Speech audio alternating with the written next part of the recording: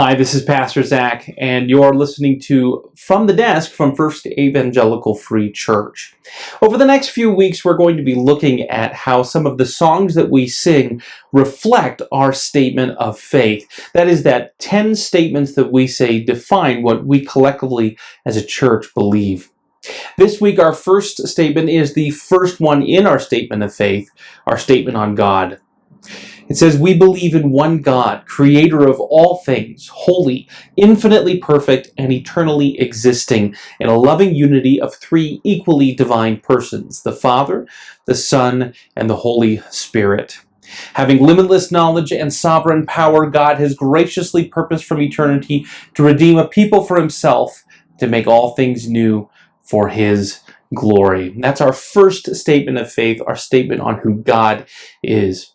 And of course, our understanding of who God is of supreme importance. A.W. Tozer wrote in his book, The Knowledge of the Holy, in the very first chapter, he said the most important thing about an individual is their belief of God, and the most important and telling thing about a church is their belief about who God is. Well, why are these particular statements important? First of all, we believe that our God is the Creator God. And what that means is that because he created us, he gets to choose what is right and wrong. He gets to set the rules. We as people often want to determine our own set of right and wrongs. We want to do what seem right. Sometimes it means taking clues from the culture because some things are culturally acceptable and some are not. But first and foremost, we need to take our definition of right and wrong from what God has said is right and wrong, because God is the originator of rightness.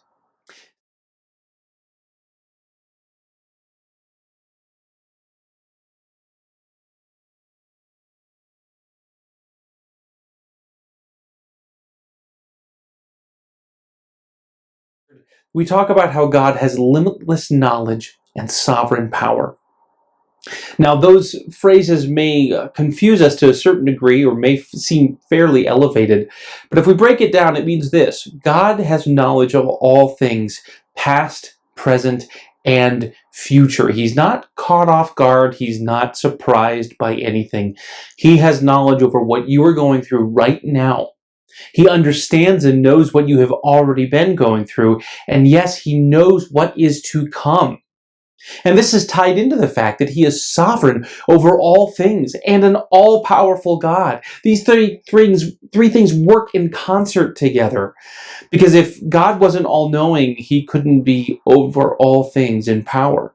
If he wasn't all-powerful, it wouldn't matter if he's sovereign or not.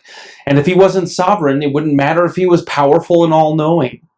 We can believe what God has said, what he has promised us, because we know that he knows the future, he knows the present, he knows the past.